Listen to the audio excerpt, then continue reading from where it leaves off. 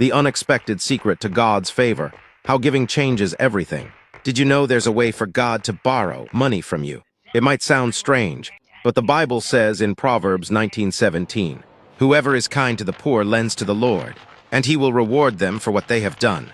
God values the poor and less fortunate so much that he sees our generosity to them as a personal loan to him, which he promises to repay. Unfortunately, many believers only focus on how to receive from God and multiply their wealth, not on how to give selflessly to others.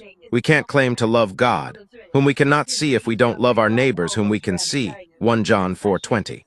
Our generosity is a reflection of God's nature of love within us because, as we know from John 3:16, for God so loved the world that he gave.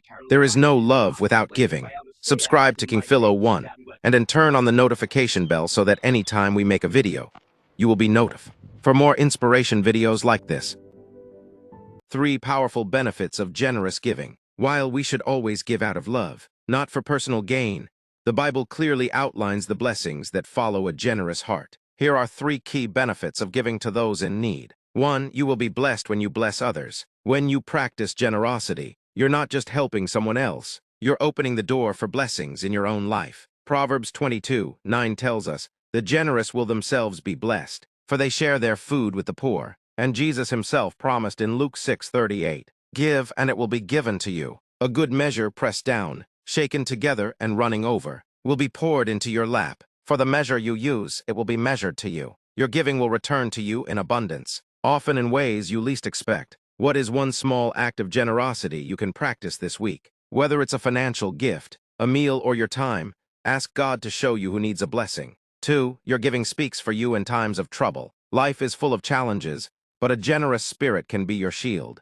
Psalm 41:1-3 says, "Blessed is the one who considers the poor. In the day of trouble, the Lord delivers him. The Lord protects him and keeps him alive. He is called blessed in the land. You do not give him up to the will of his enemies." This verse promises that your history of helping others will be a testament that God uses to protect you during difficult times, even sustaining you through illness. Think of a time you were in a difficult situation. Reflect on how your past actions may have impacted the outcome. Let that encourage you to continue to give generously, knowing it's a spiritual investment in your future. 3. You will receive a reward in the world to come. The rewards for your generosity aren't limited to this life. Jesus spoke about an eternal repayment for our kindness. In Luke 14:13-14, he says, "But when you give a feast, invite the poor, the crippled, the lame, the blind, and you will be blessed, because they cannot repay you, for you will be repaid at the resurrection of the righteous." Your selfless acts, performed without expectation of earthly return,